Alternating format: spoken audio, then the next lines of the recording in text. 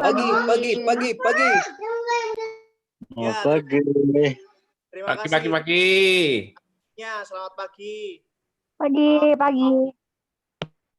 Ya, ada yang delay. Selamat pagi. Oke. Terima kasih Bapak Ibu semuanya.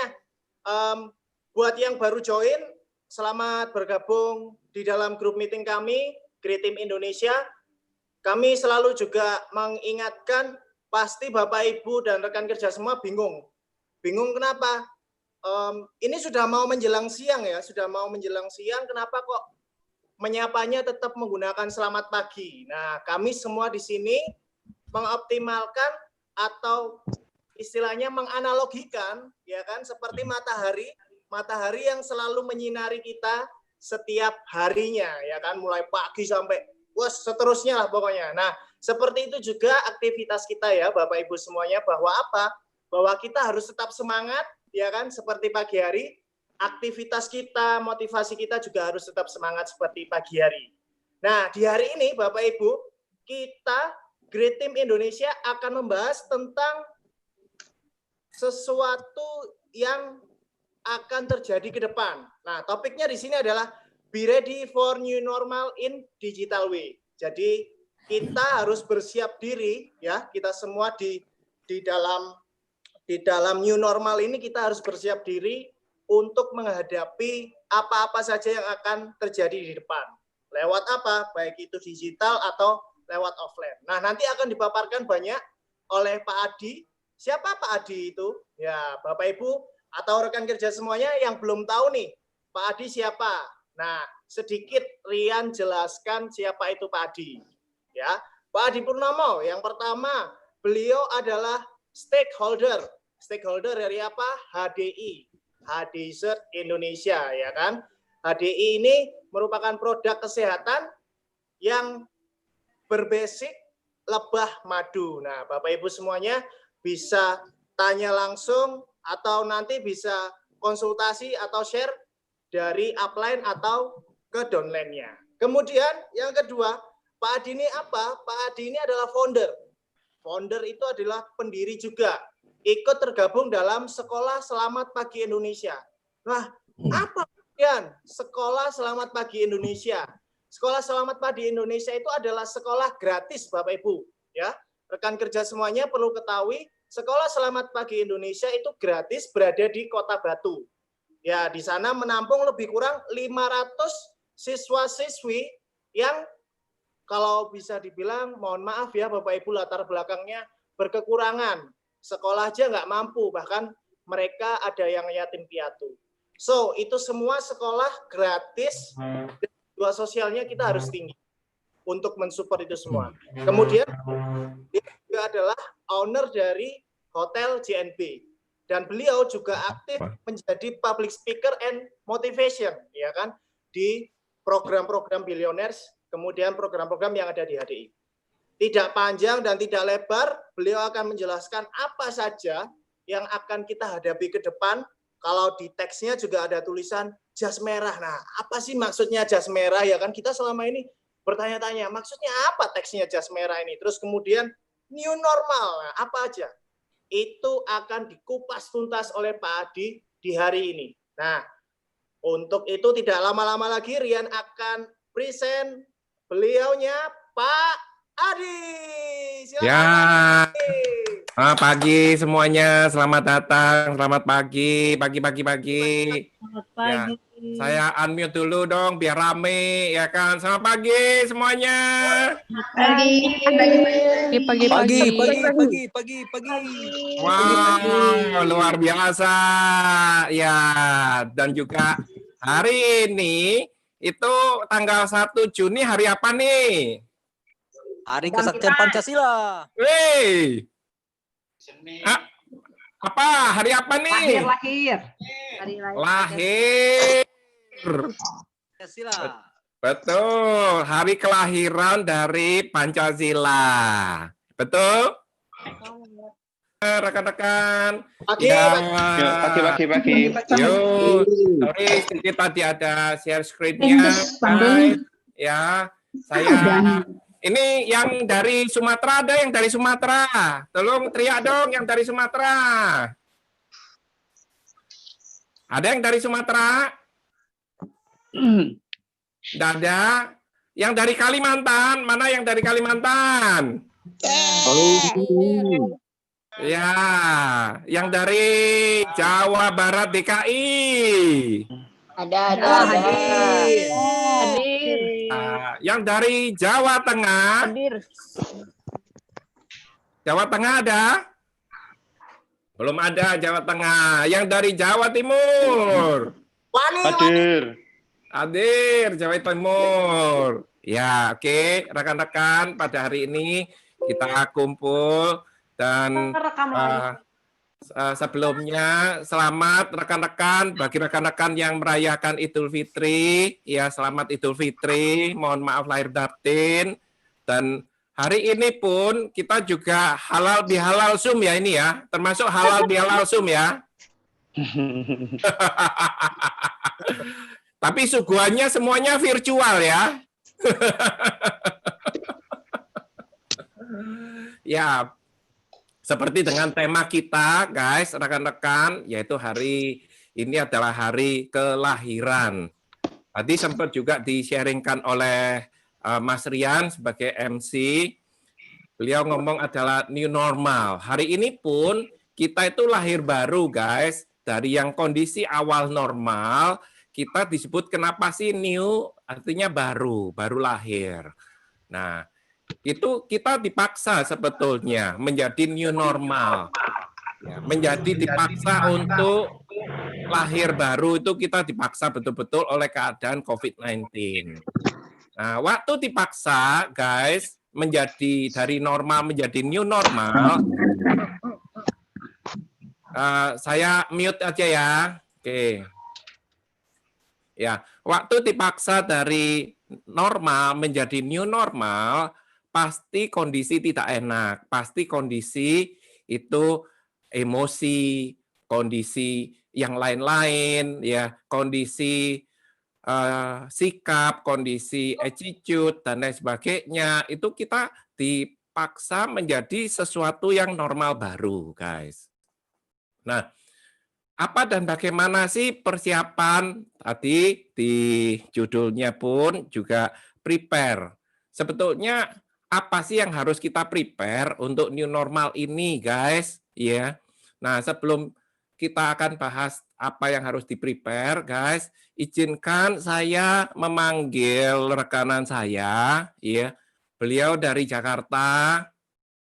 Beliau baru aja menjalankan bisnis ini, beliau kondisi umur juga lumayan, bukan anak-anak milenial, tapi beliau mau menjadi lahir baru. Artinya menjadi normal baru, ya.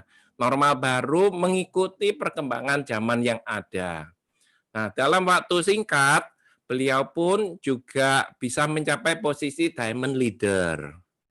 Ya. Tanpa berpanjang-panjang, saya panggilkan Ibu Dewi.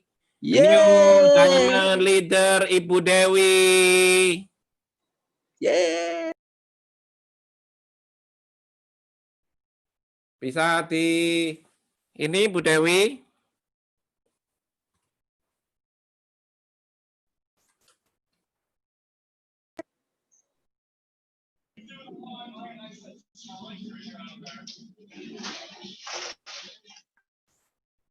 Bu Dewi. Ya, sebentar saya unmute. Nah, oke. Bentar ya Pak, saya lebarin, saya zoom dulu ya, saya besarin dulu. Ya, oke. Nah, kenalkan beliau Bu Dewi, beliau sebagai seorang pendidik, beliau sebagai seorang dosen di salah satu universitas di Jakarta, ya. Beliau akan cerita sendiri, beliau berawal dari pasien, yaitu pasca stroke, ya. Ya, benar. Di bulan April akhir minggu keempat beliau baru join di High Desert dan sebetulnya udah cukup lama beliau mengenal produk-produk High Desert apa dan bagaimana. Langsung aja mic ini saya serahkan kepada Bu Dewi. Kita berikan aplaus dong untuk Bu Dewi. Terima kasih buat semuanya teman-teman. Selamat pagi semuanya. Kalau sampai hari ini kita bisa Pagi, sehat karena kebaikan Tuhan ya. Kelihatan nggak muka saya? Ya, Kelihatan? bentar saya lanjut aja Bu Dewi. Oke. Saya mau mulainya itu mungkin sebelum saya masuk ke kok bisa saya bisa mengkonsumsi madu clover honey begitu ya. Karena awalnya itu pada tahun 2018 saya kena stroke ringan, di mana di otak kiri itu ada penyumbatan begitu. Lalu saya dirawat selama 1 minggu di rumah sakit, pulang ke rumah sakit, saya tidak bisa jalan selama 2 minggu, saya pakai tongkat di rumah begitu ya. Dan sembari saya juga rawat jalan dan harus jalani terapi. Dan biayanya itu memang luar biasa ya, saya nggak sebut nominalnya, tapi harus saya konsumsi dan harus saya jalanin hal itu. Lalu dengan berjalannya waktu, dan singkat ceritanya bulan November 2019, kondisi saya agak ada perubahan sedikit. Perubahannya adalah di mana irama jantung saya tidak normal begitu. Dan saya mengerti bahwa ini pasti efeknya ke jantung dengan stroke yang saya alami. Saya bergumul juga, saya berdoa, Tuhan saya yakin bahwa saya bisa sembuh, saya bisa sempurna, itu keimanan saya. Lalu dengan berjalannya waktu itu, saya mengalami denyut jantung yang tidak normal itu bulan November sampai Maret begitu ya. Dan ketika denyut jantungnya itu tidak normal, luar biasa bisa drop begitu. Tapi saya berusaha untuk bisa semangat hidup. Kalau nggak ada semangat hidup, mungkin saya udah tepar begitu ya. Lalu sambil saya cari-cari di internet tentang artikel tentang kesehatan begitu ya.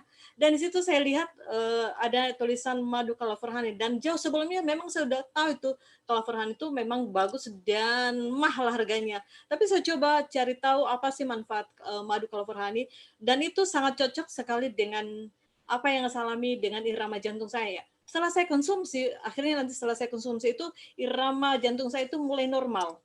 Tidak lagi mengalami denyut jantung yang tidak teratur begitu. Lalu setelah 1 minggu berikutnya, soalnya saya mikir begini, saya beli di mana ini madu ini ya? Soalnya saya nggak punya channel di mana. Akhirnya 1 minggu berikutnya, saya lihat FB. Ternyata di FB itu Pak Denny Yaman Lawal itu dia posting di statusnya FB tentang clover honey.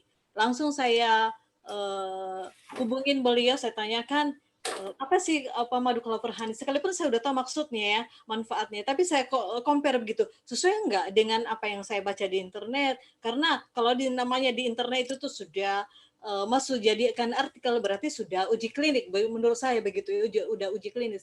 Lalu saya tanya sama Pak Denny, apa sih manfaat madu clover honey ini? Saya cocokkan dengan apa yang saya baca, dan akhirnya pas begitu. Langsung saya nggak banyak ngomong cerita karena saya butuh memang ya, karena ketika denyut jantung saya tidak normal itu sakitnya minta ampun, nggak bisa dirasa, nggak tahu bagaimana rasanya, nano lah rasanya, tapi saya berusaha menahan rasa itu. Lalu saya bilang sama Pak Denny, oke, saya mau pesan, harganya begini, kalau harga normalnya segini-segini, tapi kakak bisa dapat harga murah jika jadi member. Tanpa saya tanya banyak, oke, saya mau jadi member, pokoknya saya harus beli madu ini. Setelah saya beli madu itu dengan harga member, saya jadi member, saya nggak tahu itu ada usaha apa, saya nggak tahu. Lalu sudah saya beli, lalu berapa hari kemudian Pak Denny nge-follow up saya lagi begitu. Bagaimana Kak kesehatannya, bagaimana manfaat madu? Saya bilang bagus banget. Jadi irama jantung saya mulai normal pelan-pelan begitu. Kalau saya tidur pelan-pelan gitu ya. Lalu dia menceritakan tentang, oh kalau ini madu clover honey ini ada di bawah naungan perusahaan HDI, dia bilang begitu. Itu apa? Nah, selain dia kita bisa menggunakan, lalu bisa kita juga jadikan usaha apa emangnya begitu ya. Saya tanya, kok bisa jadi usaha begitu ya? Dicerita masih belum saya respon, usahanya mendengarkan aja. Hari berikutnya lagi Pak Denny follow up saya lagi bagaimana keadaannya, dan dia coba selipkan dengan tentang HDI begitu ya, tentang prospek tentang HDI begitu untuk jualan dan jadikan bisnis. Dan akhirnya saya join. Tapi sebelum saya join untuk menjalankan ini, untuk jadikan usaha ya, bisnis begitu. 2 minggu saya bergumul juga, benar enggak, karena apa? Saya tidak punya sama sekali latar belakang tentang untuk jadi pebisnis begitu ya. Latar belakang saya sama sekali jauh berbeda begitu, karena saya lebih banyak ketemu sama mahasiswa gitu, ngajar lingkungan ya agama lah begitu, jauh banget begitu. Nah kalau misalnya saya terjun ke dalam bisnis itu, apa yang harus saya lakukan? Saya juga bergumul sambil mempelajari tentang HDI begitu. Selangnya tanggal 27 April, akhirnya saya deal, saya mau menjalankan itu, saya merekrut orang. Dan setelah saya merekrut orang selama 4 hari, dari tanggal 27 April sampai 30 April, saya bisa rekrut orang 6 orang begitu ya, 6 orang. Udah saya pikir udah sampai di situ. Lalu enggak henti-hentinya juga Pak Denny langsung masuk panitia begitu ya, mengarahkan begitu, membimbing. Akhirnya bisa berkembang dengan baik dan masuk bulan Mei tanggal 1 sampai tanggal 29 Mei ini saya bisa punya rekan di bawah saya yang bisa kerjasama dengan mereka begitu ya. Mereka juga tidak menjalankan sendiri, tapi ada bimbingan. Nah sementara saya nggak tahu banyak tentang HDI, minim sekali tentang HDI. Lalu saya melibatkan upline saya juga di atas. Nah itu untungnya saya libatkan upline. Saya nggak mau kerja sendiri karena saya nggak tahu sama sekali. Sekalipun saya tahu, tapi penting buat saya karena perusahaan ini saya bilang mengatakan bisnis adalah bisnis kelompok ya, nggak bisa jalan sendiri. Kalau jalan sendiri pasti tidak tercapai tujuannya. Ketika saya libatkan upline di atas, maksudnya bagaimana cara saya untuk melibatkan upline? Saya suruh rekan saya, kalau ada hal yang kalian tidak tahu, tanya sebanyak-banyaknya sama mereka. Karena kalau kalian tanya ke saya tidak bisa menjawab sebanyak apa yang kalian mau. Tapi kalau kalian tanya kepada upline di atas, silakan, dan di situ kalian bisa berkembang. Dan akhirnya rekan saya di bawah itu mereka mengikuti hal itu, dan akhirnya semua yang 6 orang tadi di bawah saya semua naik, semua jadi manajer begitu ya, seperti itu. Kira-kira seperti itu sih Pak Adi yang bisa saya lakukan. Ya, boleh ada yang mau sedikit boleh sedikit bertanya ya Bu Dewi ya. Boleh. Bu Dewi, kenapa awalnya itu kenapa sih kok tertarik mau menjalankan bisnis ini itu dari mana Bu Dewi? Oke. Ketika Pak Denny menceritakan ini loh Kak, ke depan itu peluang besar. Dan ini yang menjalankan tidak terbatas orang yang menjalankan, siapa saja. Asalkan kita melakukannya. Oke, saya bilang, oke, saya mencoba. Tapi ketika saya mau mencoba, saya bilang begini, kalau saya mau mencoba, saya tidak punya pengalaman sama sekali. Saya tidak punya latar belakang pendidikan sama sekali menjadi seorang pebisnis. Tapi tolong tuntun saya. Saya merendahkan hati ya. Saya mau dibimbing mereka. Sekalipun mereka umur ada yang muda di bawah saya, tapi saya anggap mereka senior saya ketika saya terjun di dalam itu. Dibutuhkan kerendahan hati juga di situ. Dan ketika saya mau merendahkan hati, mau dibimbing sama mereka, saya pikir saya bisa seperti ini karena mereka juga, termasuk Pak Adi juga begitu. Itu sih Pak. Bu Dewi, Bu Dewi, apa sih yang diomongkan oleh Pak Den waktu Bu Dewi itu memutuskan mau melangkah? Ini guys, rekan-rekan ceritanya, ini Bu Dewi ini kan dari konsumen. Nah, saya ingin menunjukkan sama rekan-rekan bagaimana caranya untuk menggiring dari konsumen, orang sakit, ya orang istilahnya kan yang memerlukan produk kita itu cuma hanya sekedar produknya saja. Nah, coba kita tanya, kita gali, apa sih yang sebetulnya yang diomongkan Pak Den sehingga Bu Dewi ini mau menjalankan bisnisnya? Gitu kira-kira Bu Dewi. Oh iya, yang pertama-tama itu Pak Denny dikasih pandangan ke depan ya, bahwa kalau kita bergabung di HDI menjalankan bisnis ini, peluang besar ke depan itu sangat banyak. Peluang besar itu ke depan untuk masuk bergabung jadi pebisnis HDI itu sangat besar begini. Oke, saya coba mengatakan sama Pak Denny, oke saya coba gabung. Cuman saya minta sama Pak Denny, dan setelah saya kenal Pak Nite, saya bilang minta tolong bantu saya, arahkan saya. Saya berusaha merendahkan hati ya, merendahkan hati untuk dibimbing sama mereka begitu, karena saya nggak tahu sama sekali. Tapi ketika mereka mengarahkan saya, membimbing saya harus saya melakukan ini dan itu, begini caranya saya lakukan, dan akhirnya saya bisa karena mereka juga menolong saya. Seperti itu. Kenapa kok Bu Dewi itu Nah, mau meminta upline Pak Den, Pak Nite itu karena untuk membantu? karena menurut saya sudah otomatis lah ya, kalau dia upline sudah otomatis sudah menguasai materi tentang HDI. Sudah otomatis, itu menurut saya. Jadi sangat menolong saya juga ketika ketemu sama downline saya di bawah begitu. Itu sangat menolong saya, dan mereka aktif. Mereka aktif. Ketika saya aktif justru ketika saya aktif bertanya sama mereka, banyak komunikasi, di situ saya tertolong dari mereka. Mereka mengarahkan. Karena istilahnya begini, ini kebutuhan saya. Ketika saya mengutarakan ini kebutuhan saya, tolong saya. Mereka mengarahkan saya. Nah, di situ saya bisa mencapai tujuan saya, target saya. Tujuan. Ngomong-ngomong Iya. mengenai tujuan, Bu Dewi, Ya. apa sih goals-nya Bu Dewi? Apa sih dream-nya Bu Dewi? Sehingga Bu Dewi itu mau melangkah, mau meluangkan waktu dengan kesibukan yang ada, Bu Dewi. Oke, yang pernah saya utarakan sama Pak Adi dan juga kepada teman-teman di Zoom, pernah ya ada pertemuan Zoom, saya mengatakan saya harus punya mobil karena saya tahu peluang di HDI ini sangat besar sekali, dan untuk bisa kita mendapatkan impian itu bisa. Harus kerja keras memang ya. Impian saya harus punya mobil. Kenapa harus saya punya mobil? Karena saya lihat kondisi saya bisa lebih mobile kemana-mana. Karena kondisi saya latar belakang stroke ya. Jadi saya butuh fasilitas untuk saya bisa pergi kemana-mana. Kalau misalnya saya naik kendaraan umum tidak memungkinkan karena kondisi saya tahu. Tidak seperti dulu sebelum saya sakit gitu ya. Bisa kemana aja boleh, mobile kemana boleh. Tapi sekarang saya menyadari keadaan saya begitu.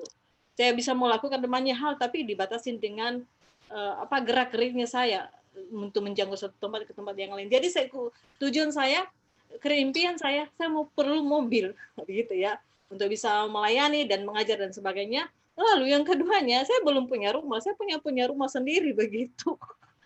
Saya ingin punya rumah sendiri. Lalu yang ketiganya, kerinduan saya ya, karena saya mengajar anak-anak, saya mengupgrade diri dengan saya harus sekolah lagi begitu. Meskipun orang mengatakan untuk apa sih sekolah, ya lain-lain orang gitu. Karena tempat saya untuk kerja itu mengajar tuh harus seorang yang mengajar tuh harus mengupgrade diri terus. Jadi saya harus mau sekolah lagi begitu.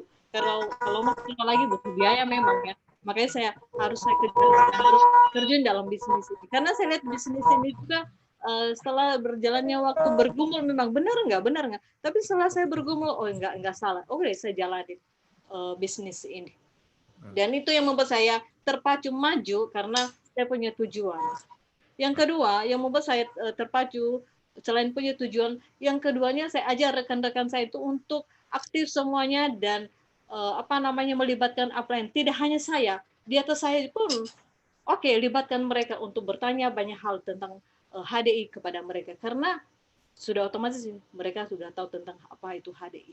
Itu sih Pak Adi. Bu Dewi, boleh nanya satu hal. Kenapa Bu Dewi itu melibatkan downline, artinya menginformasikan ke downline supaya downline itu pun juga mengenal ataupun dekat dengan upline-nya, itu kenapa Bu Dewi? Karena kan Bu Dewi sendiri ini kan awam sama network marketing.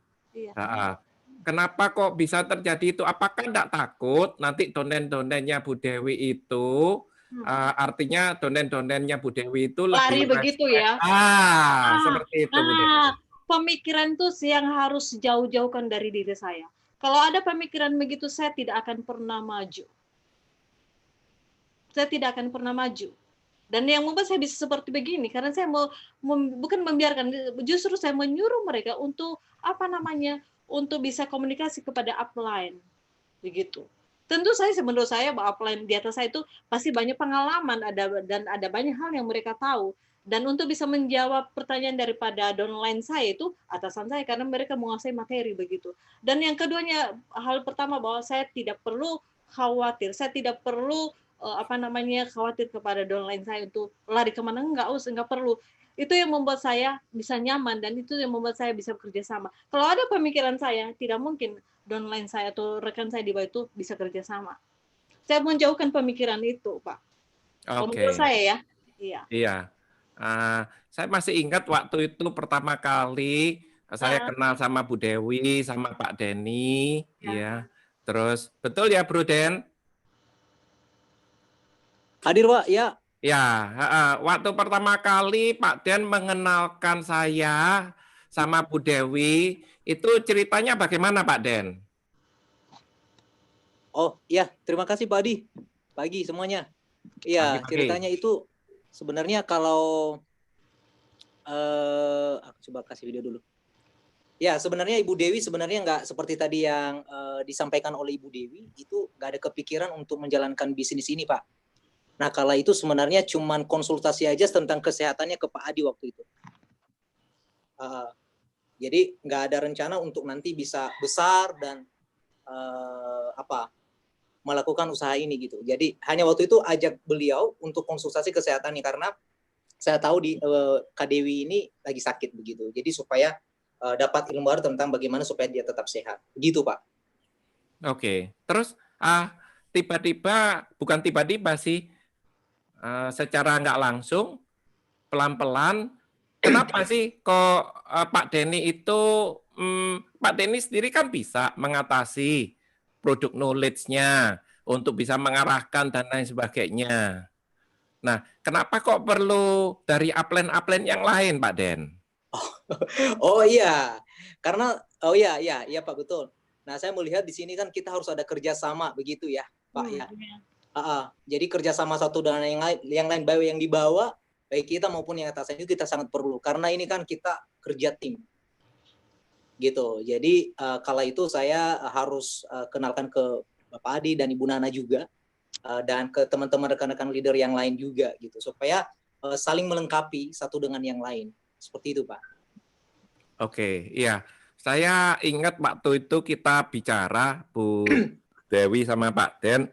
Iya. Saya ngomong sama Bu Dewi ini bercanda, suka bercandaan saya sama ngomong sama Bu Dewi. Bu Dewi, saya ini perlu tenaga dalamnya Bu Dewi untuk bisa membantu rekan-rekannya Bu Dewi. Betul ya Bu Dewi ya? Ya, betul Pak. Nah, karena kenapa? Saya sendiri tidak mengenal beliau. Maksudnya tidak mengenal rekan-rekan kerja beliau. Betul, rekan-rekan di bawah. Beliaulah yang banyak akrab sama rekan-rekan di bawah. Sehingga saya pun juga langsung hilang suara. Enggak ya? Oke. Kalau saya pun juga tidak akan pernah bisa. Saya ngomong sama Bu Dewi, Bu, saya ini bukan apa-apa. Kalau tidak ada tenaga dalamnya Bu Dewi, itu bukanlah apa-apa. Karena beliaulah, Bu Dewi lah yang betul-betul paham tentang rekan-rekan kerjanya. Gitu ya Bu Dewi ya? Ya, benar Pak. Nah, satu yang terakhir, Bu Dewi, kenapa sih kok Bu Dewi mau mencapai posisi diamond itu kenapa Bu Dewi?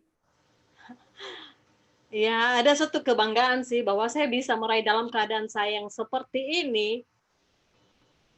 Saya ditolong oleh Tuhan bahwa saya punya, boleh saya mengatakan bahwa itu kemurahan Tuhan. Tuhan bisa memampukan orang dalam keadaan saya seperti ini pun saya menyadari, oh ya Tuhan tidak meninggalkan. Dalam keadaan saya seperti ini pun ketika saya mau berjuang pun Tuhan tolong dan Tuhan menyatakan itu. Itu sih Pak. Oh begitu ya Bu Dewi ya. Ya. Apa tujuan daripada ke diamond-nya itu apa sih? Kenapa sih? Tujuannya sampai ke diamond gitu ya? Iya. Ya boleh dibilang lah namanya kita manusia, kita kerja ya. Kalau kita berhasil itu kan itu suatu kebanggaan, benar ya Pak? Betul. Tapi saya nggak mau bangga kalau berhasil. Tentu bukan saya berhasil itu bukan karena saya sendiri, tapi saya melibatkan teman saya juga bisa berhasil karena rekan-rekan saya juga, bukan karena saya sendiri, gitu. Oke. Thank you Bu Dewi, ya kan. Kita berikan aplaus kembali untuk Bu Dewi sebagai new diamond leader ya. Dengan sedikit boleh saya ngomongkan ke rekan-rekan ya Bu Dewi ya. Beliau itu diamond dengan omset 30 juta BV guys ya. bukan omset yang minimal 20 juta BV, tapi 30 juta BV. Ya, thank you Bu Dewi. Sama-sama Pak Adi. Ya, guys, saya ini unpin dulu. Oke. Saya tampilkan Bu Dewi, guys, bukan untuk yang bermegah diri atau bagaimana. Saya ingin rekan-rekan belajar dari Bu Dewi, di mana kan banyak rekan-rekan Anda itu pasti konsumen. Sebagian besar dari rekan-rekan Anda itu pasti konsumen. Nah, beliau ini konsumen yang sakit. Bagaimana caranya kita menggiring konsumen untuk bisa mau aktif menjalankan bisnis high desert ini. Nah, beliau tadi juga sempat highlight bahwa peran daripada downline, peran daripada upline itu sangat membantu sekali. Dan juga sempat kita buat untuk pengenalan produk ya Bu Dewi ya. Ya, benar Pak. Pengenalan produk untuk tim-timnya Bu Dewi. Jadi yang dilakukan Bu Dewi itu mengumpulkan downline-downline-nya untuk meeting bersama dengan upline-upline-nya. Gitu ya Bu Dewi ya? Ya, benar banget Pak. Karena kembali lagi guys, rekan-rekan diperlukan kesamaan visi, kesamaan hati antara downline-downline dengan upline. Disitulah sebetulnya letak daripada kehebatan upline-nya Bu Dewi, yaitu Pak Denny. Ya, Pak Denny lah di sini yang perannya luar biasa sekali untuk memainkan peranan, mengkoordinasikan antara Bu Dewi sama rekan-rekannya Bu Dewi. Nah, Pak Denny inilah yang menjadi jembatannya, jembatan antara downline sama upline. Begitu ya Pak Denny ya. Ya, thank you Bu Dewi, thank you Pak Den ya atas sharingnya. Dan guys, ini kan adalah sesuatu yang new normal. Sehingga kita pun juga harus berpikir bukan layaknya seperti sebelum-sebelumnya. Kita harus berpikir out of the box. Ya. Nah, apa sih yang perlu kita sebetulnya persiapkan lagi untuk bisa menyambut new normal, guys? Banyak hal, banyak rekan-rekan yang mereka bingung, mereka tidak siap. Sebetulnya antara online dan offline ini apakah beda ataukah sama di situ, guys? Nah, satu rekanan saya akan daulat beliau untuk juga berbicara, sharing sekilas tentang persiapan-persiapan apa sih yang sebetulnya kita bisa lakukan untuk menghadapi di bisnis high desert yang era new normal. Ya, saya panggilkan Ibu Sati dari Jakarta. Kita berikan aplaus kepada Inces Sati dari Jakarta. Terima kasih Pak Adi. Ya. Selamat pagi semua. Selamat pagi rekan-rekan. Selamat pagi. Iya, selamat dulu ya untuk Kak Dewi ya. Oh iya, Bu Sati. Selamat ya Kak. Ya, terima kasih. Iya. Rekan-rekan, dari judul meeting kita tadi kan new normal ya. Selama 3 bulan ini kan kita dipaksa untuk new normal. Kita pun seperti apa ya, seperti petir di siang bolong melihat apa yang terjadi beberapa bulan ini, di mana ada yang hanya 4 bulan lalu lahirlah apa yang tadi ya, Star Crown, dan Betul. ada yang mungkin hanya 3 hari itu Diamond, dan buat kita itu membuat kita terpacu, bersemangat ya, seakan-akan mereka itu ibaratnya seperti punya ilmu simsalabim langsung jadi Diamond atau Star Crown. Karena kalau kita lihat ya, gila ya, Pak Julianto aja untuk menjadi Royal Crown itu kan butuh beberapa puluh tahun. Betul. Tapi yang terakhir itu, yang 4 bulan itu Star Crown ya, 2 level lagi itu sudah menyamain Pak Julianto. Betul. Nah, kita berbondong-bondong juga ke sana. Sama kayak saya pun, saya kepengen juga ke sana. Berbagai macam cara kita lakukan. brokes membabi buta, tambahin follower IG sebanyak-banyaknya, nggak tahu pokoknya caranya tuh followernya harus banyak dan segala macam. Itu normal. Tetapi kembali kita ke dasar. Kita lupa akan dasar-dasar yang seharusnya yang kita lakukan. Meeting Pak Nugroho kemarin itu cukup menampar ya. Nggak usah online ya, tapi diri saya sendiri dulu. Ya ilah, ini sebenarnya kembali lagi ke normal. Kembali lagi ke dasar. Dasarnya itu apa sih? Dasarnya itu 5 training dasar. Di dalam 5 training dasar, yang pertama, yang kedua setelah keyakinan dan impian, itu ada yang namanya di situ follow up. Ada yang namanya presentasi, ada yang namanya edifikasi, ada yang namanya konsultasi. Tapi yang sering kita lakukan belakangan ini konsultasi atau edifikasi, kita ngajak orang acara tanpa babi bawa, share aja semua acaranya gitu loh. Nah, itu yang sering kita lakukan. Lalu rekan-rekan, kenapa sih sebenarnya sering sekali saya juga berpikir ya, setelah acaranya Nugroho, kok kenapa ya rekan-rekan saya, banyak rekan saya yang nggak bertumbuh. Nah, rekan-rekan, karena di dalam area ini, saya boleh katakan karena kita memiliki, bukan orang lain ya, saya dulu, saya memiliki kesombongan. Ciri-ciri orang sombong itu adalah nggak punya kerendahan hati. Ciri-ciri orang nggak punya kerendahan hati adalah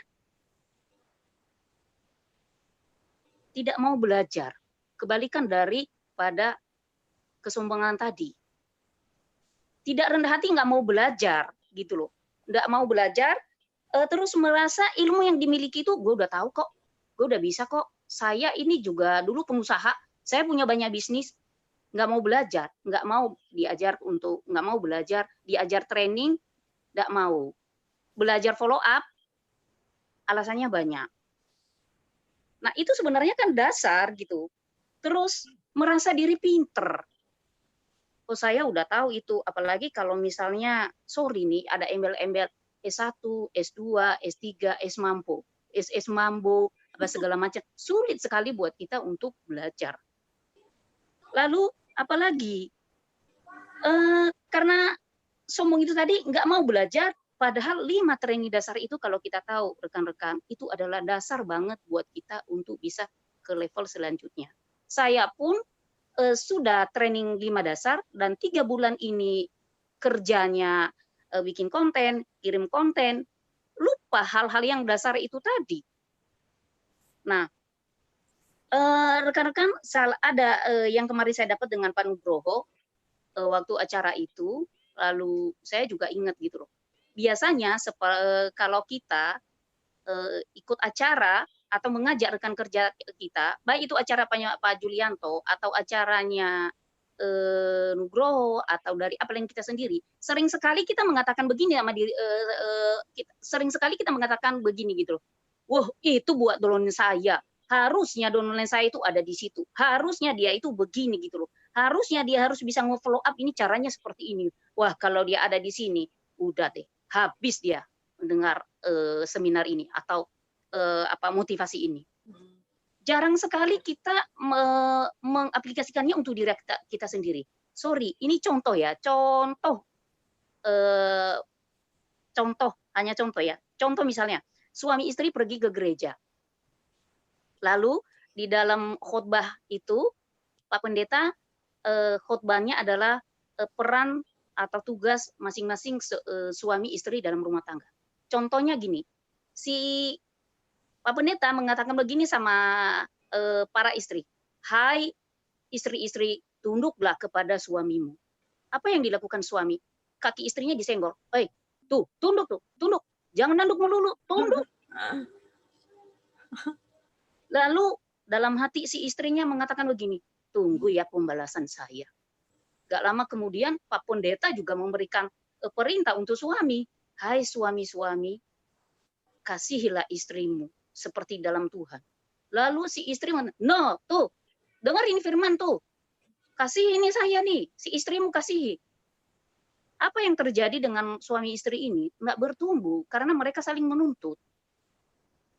Nggak bertumbuh di dalam Tuhan. Seharusnya kan, oh, si istri menerima firman Tuhan. Oh iya, ampuni aku ya Tuhan. Aku belum hormat kepada suamiku. Aku belum tunduk kepada suamiku. Suami juga seperti itu harusnya. Ampuni aku Tuhan, aku belum bisa mengasihi suamiku seperti yang Engkau mau.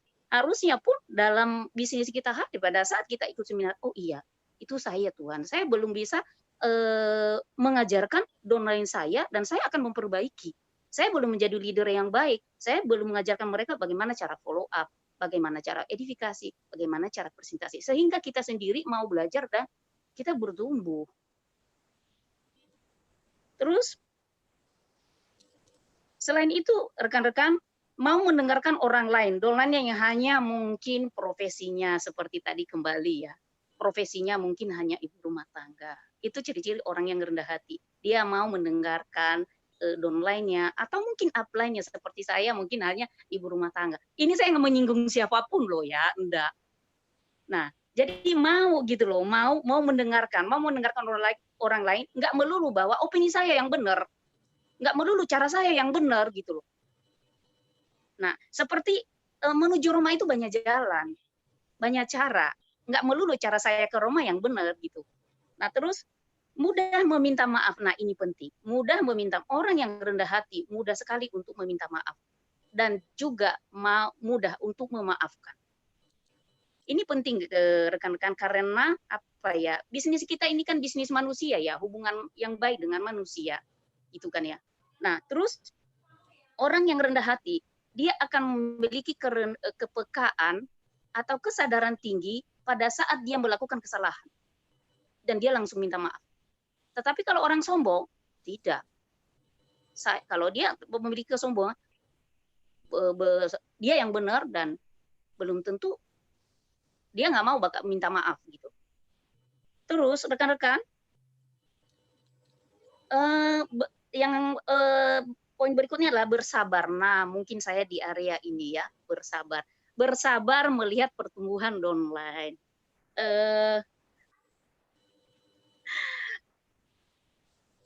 Saya tertampar ini, saya kadang-kadang nggak di area ini yang mungkin beberapa meeting yang sebelumnya dengan Pak Julianto itu saya tertampar satu kalimat, saya lupa kalimatnya, pokoknya ya upline-nya goblok, pokoknya kalimatnya seperti itu ya. Karena kenapa? Saya nggak sabar menghadapi downline yang sudah saya bantu dengan tulus dan segala macam. Dan apa yang saya lakukan, dan mudah-mudahan teman-teman jangan melakukan ini. Saya melakukan blokir kepada downline saya. Karena nggak sabar melihat mereka bertumbuh dalam proses. Padahal kan semua sudah, segala sesuatunya ada waktunya Tuhan kok, ada waktunya Tuhan. Kapan waktunya Tuhan itu kita Harvest Festival? Kita nggak pernah tahu. Sama Pak Julianto itu juga beberapa tahun yang lalu dia dengung-dengungkan Harvest Festival. Apakah Pak Julianto tahu Harvest Festivalnya kapan? Nggak pernah tahu. Mungkin pun tadi Pak Julianto berpikir bahwa di film Anak Garuda atau film Si Alevi, tapi ternyata enggak. Ini loh caranya Tuhan untuk dia bisa Harvest Festival. Corona, kita pun sama. Tapi Pak Julianto melakukan Harvest Festival. Suatu saat pasti Harvest Festival. Nah, itu juga yang harusnya kita lakukan hari ini. Harvest Festival dengan iman dan dengan imun. Lalu beberapa tahun ke depan, bukan beberapa tahun ya, 10 tahun ke depan, mungkin ini udah sering sekali kita dengar ya. 10 tahun ke depan, bisnis online ini semakin ngetren.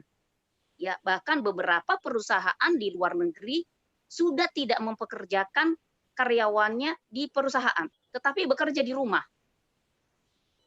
Kalau kita lihat awal-awal tahun 2019 ya, seperti Matahari itu kan ada gerainya yang tutup kan, dan semua dibawa ke online. Oh ya iya, mengapain sewa gedung tempat yang miliaran? Dan mungkin toko-toko baju nanti ke depan ini akan tutup semua beralih ke online. Nah, ini new normal ini rekan-rekan, kalau tidak benar-benar kita tidak pahami dan meresponnya dengan benar, kita akan ketinggalan. Kalau kita melihatnya dengan mata lalat, tidak melihatnya dengan mata lebah, kita pasti ketinggalan. Nah, terus nantinya rekan-rekan mau nggak mau kita juga pasti akan menghadapi ke depan ada orang-orang yang bisa kita ajak untuk new normal dan ada juga yang nggak bisa.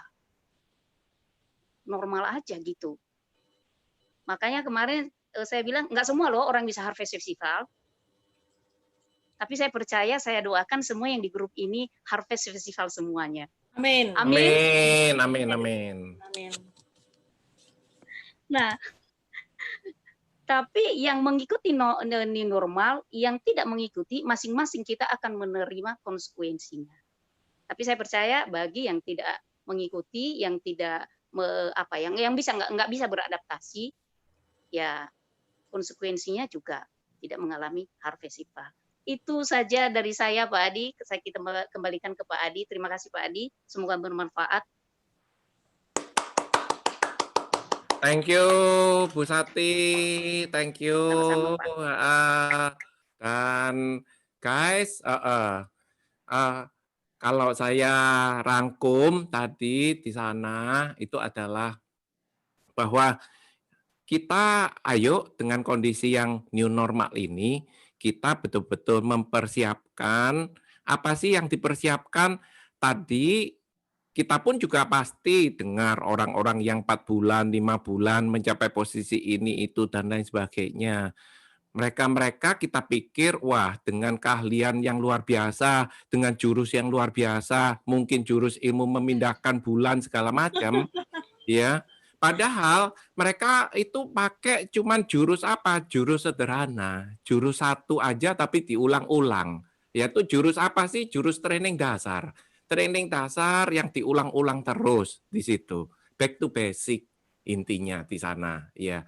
Dan guys, saya juga ingin memanggilkan rekanan Bro Dok Tatang. Monitor Bro Dok Tatang. Monitor Padi. Ya, Bro Dok Tatang ini rekan-rekan, sebentar saya pin dulu supaya ini saya sedikit kupas latar belakang Bro Dok Tatang ini. Beliau sempat juga di HD, kemudian beliau melarikan diri sebentar ke dunia politik. Ya, melarikan diri sebentar ke dunia politik. Nah, kemudian balik lagi ke jalan yang benar, ke HD. Nggak lama kemudian kena kondisi new normal, kena COVID-19 ini. Nah, mungkin Bro Dok Tatang bisa sedikit sharing persiapan sebetulnya apa sih yang harus kita tata persiapan-persiapannya gitu, Dok. Oke, selamat pagi rekan-rekan sekalian. Selamat pagi. Pagi. Selamat buat yang udah diamond, new diamond juga selamat ya.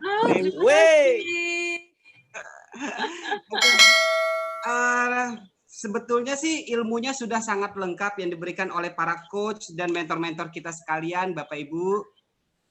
Akan tetapi ada beberapa mungkin saya cuma mau kasih highlight. Ini karena saya mohon maaf, Padi saya nggak bisa lama. Ini kayaknya Palangkaraya mulai berpetir, berawan, kayaknya mau hujan lebat ya kayaknya.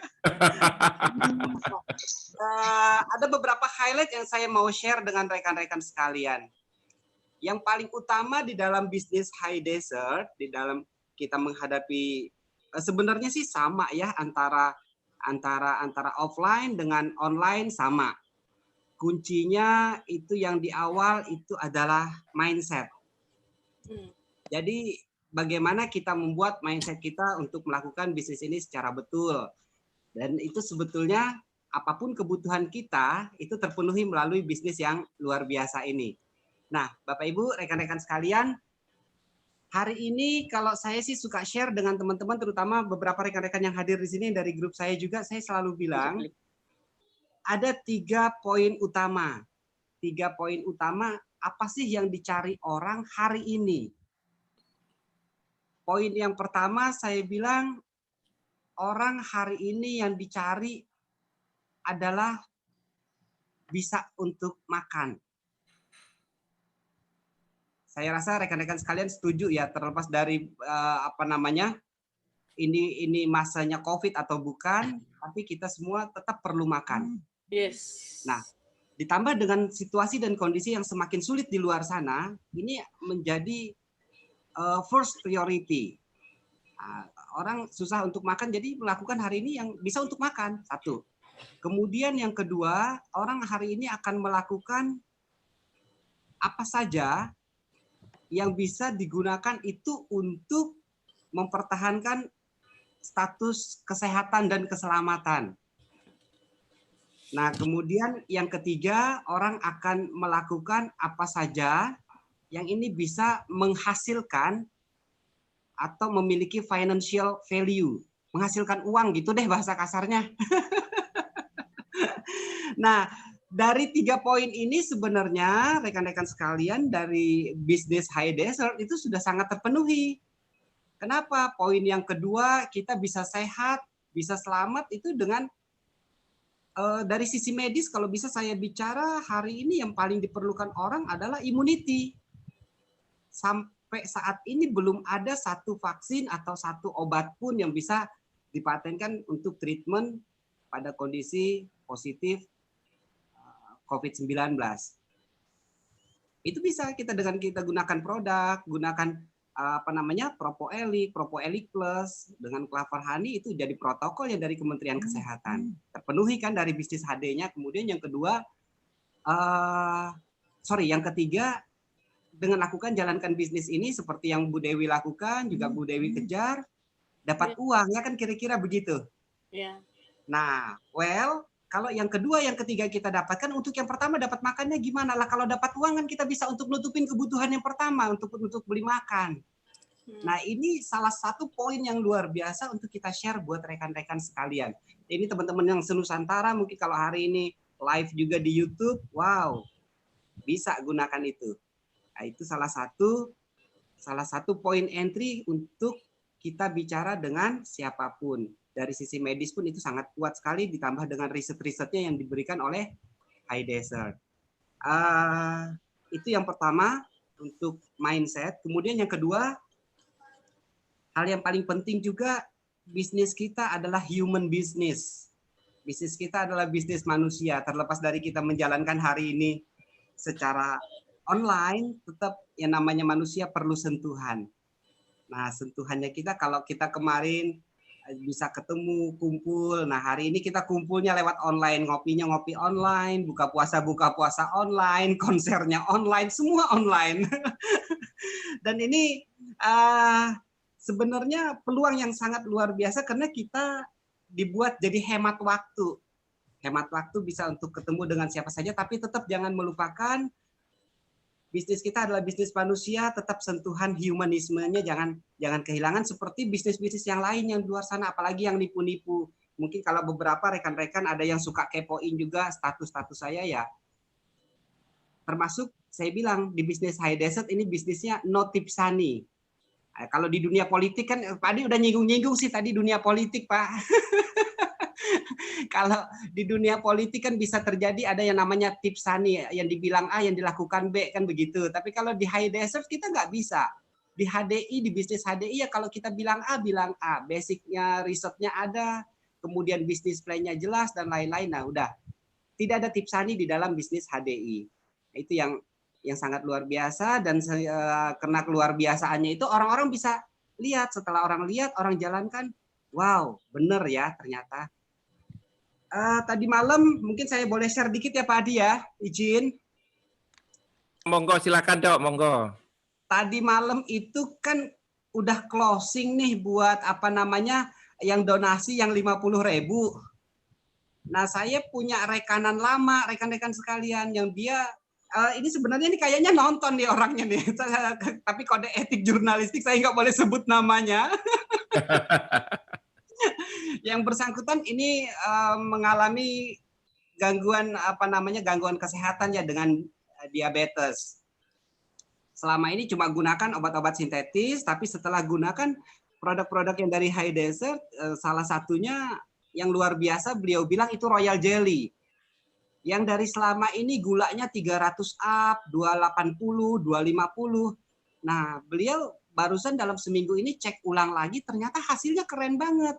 Itu udah di bawah 200, 150, 180, bagus banget. Sampai dia bilang, ya udah, saya mau deh jalanin bisnisnya. Nah, ini salah satu yang saya bilang, by riset dan kualitas itu yang bicara, nggak bisa dibohongin.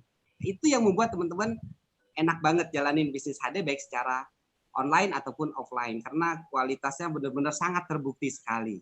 Nah, kira-kira itu aja sih ininya Pak Adi. Hal-hal yang lain, kalau yang ketiga itu 20% cuma masalah teknis. 20% itu kecil banget, perkara teknis kecil banget, tapi yang pasti karena ini bisnis manusia, satu hal yang saya belajar banget dari coach kita yang luar biasa, Pak Adi Purnomo, Bu Nana, Cenana. Terima kasih. Kemudian dari Pak Julianto Eka Putra juga kita belajar, kemudian dari Pak Leon, Bu Anggreni, dari Pak Nugroho juga beberapa video-video beliau terakhir yang dari YouTube juga itu keren-keren banget. Satu hal yang paling luar biasa saya perlu garis bawahi, bisnis kita ini jangan bicara untuk kita sendiri. Jangan bicara ini, ya udah deh saya kenalin ke orang lain, nanti saya dapetin apa. Ini contohnya kayak di dunia politik, saya bisa psikologis massa ya, saya bisa menguasai massa ini nanti saya dapat suara, itu kalau di dunia politik. Kayaknya gitu loh. Nah, di bisnis HD yang terjadi ini sebaliknya, di dunia kita, di dunia high desert ini yang terjadi sebaliknya, tidak bicara ke kita, tapi bicaranya ke orang lain, bicaranya ke siapa yang kita tawarkan, bicaranya ke siapa yang kita ajak untuk jalankan bisnisnya. Effort apa yang akan mereka dapatkan? Potensi apa yang akan mereka dapatkan? Potensi kesehatan, potensi imunitas dompet, kalau bahasanya Pak Julianto kan begitu. Mereka bisa dapatkan dari sana. Nah, ini yang sampaikan dan mereka, dan ingat rekan-rekan sekalian, saya yakin dan percaya terutama yang hadir di Zoom hari ini teman-teman yang mau aktif jalankan bisnisnya, mau aktif bantu banyak orang. Udah, kembalikan, kita lakukan apa yang harus kita lakukan, segala sesuatunya kembalikan ke Tuhan setelah kita lakukan, berserah biarlah nanti tangan Tuhan yang bantu kita untuk menguatkan dan melakukan apa yang kita yakini itu betul. Yakin dan percaya rezeki nggak akan tertukar ya rekan-rekan sekalian.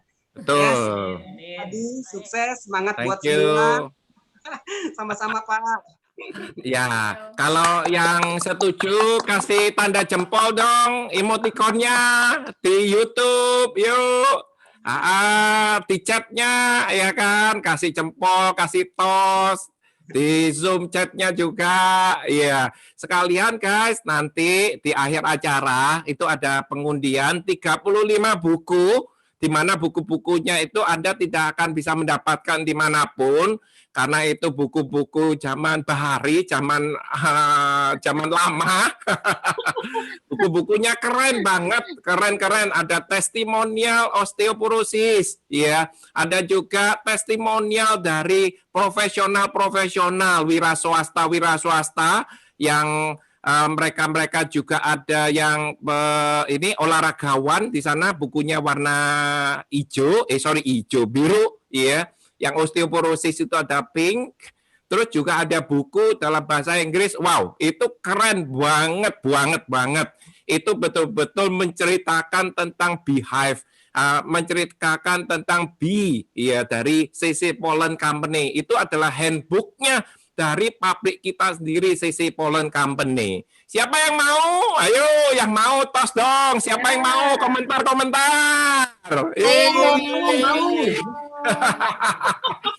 Tapi kembali lagi ya, seperti kata Bro Dok Tatang, memikirkan orang lain. Jadi kalau mohon maaf yang sudah diamond harus mikirkan diamondnya. Enggak adil ini. Pak Adi boleh izin satu Pak? Ya. Jadi gini, itu buku yang disampaikan Pak Adi, saya nambahin nih promosinya dari Pak Adi aja ya rekan-rekan sekalian. Ya. Ini yang luar biasa banget nih.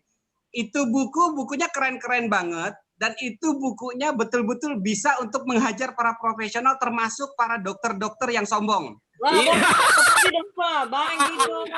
Waduh, kita butuh itu. Maksudnya kalau dokter di luaran sana kan baik-baik semua.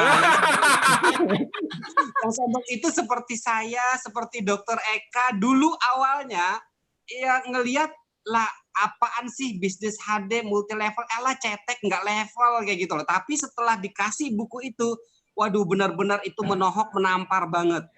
Keren banget, asli keren banget. Nah, jadi untuk yang kalau punya kekenalan, kalau punya teman-teman yang mau dikenalkan tentang bisnis HD, agak-agak sombong, udah daripada berantem benjol-benjol, pinjemin aja buku itu. Semoga aja dapat nanti ya dari Pak Adi bukunya ya, yang semua. Ya, nanti itu mekanismenya di akhir acara itu akan diundi 35 buku. Awalnya itu mau keluarin 20 buku, tapi saya ngomong, udahlah keluarin 35 buku aja deh. Stok kita masih ada untuk, ya lumayan lah, mudah-mudahan stok kita masih ada sampai di akhir tahun. Ya, oke. Thank you, Bro Dok Tatang. Thank you atas sharingnya sekilas di situ. Ya, dan satu rekan-rekan dari rekanan saya, Mas Kuku. Ya, beliau dulunya sebagai seorang ini pegawai bank, kemudian beliau resign, dan setelah itu beliau full time menjalankan bisnis high asset ini, dan beliau melihat di sisi perbankan itu bagaimana sih waktu zaman normal dan bagaimana sih sekarang di zaman new normal ini. Ya, kita panggilkan bersama Mas Kuku. Beri aplausnya untuk eksekutif Diamond kita, Mas Kuku. Thank you Pak Adi waktunya. Ini mungkin ada rekan-rekan yang di Zoom kali ini yang punya rekanan bekerja di perbankan, atau mungkin yang sekarang juga yang lagi lihat acara ini juga lagi kerja di perbankan. Mulai agak was-was ya, karena ada beberapa, satu bank, saya agak lupa pastinya berapa, cuman udah ada beberapa bank itu yang udah mau tutup kabarnya. Nah, salah satunya itu kan Royal Bank, itu diambil sama BCA, ada beberapa bank lagi yang kabarnya itu udah mulai sesak nafas. Nah, ini jadi istilahnya jadi peluang buat kita supaya kita bisa mengajak mereka. Nah, itu ada 7 bank. CDC ngabarin kalau itu ada 7 bank. Namanya nggak usah disebutin ya, karena itu private. Itu kita sekarang ini memasuki yang namanya era digital, yang tadi udah di-sharingin sama Pak Adi, sama Cisati, Dr. Tatang juga, di mana dunia digital ini sangat luas sekali, bukan hanya tentang digital marketing, bukan hanya tentang desain marketing, bukan hanya tentang visual digital dan lain-lain, tapi lebih luas. Nah, sebelumnya ini saya ada slide sedikit sih, ada 3 slide. Oke, bentar.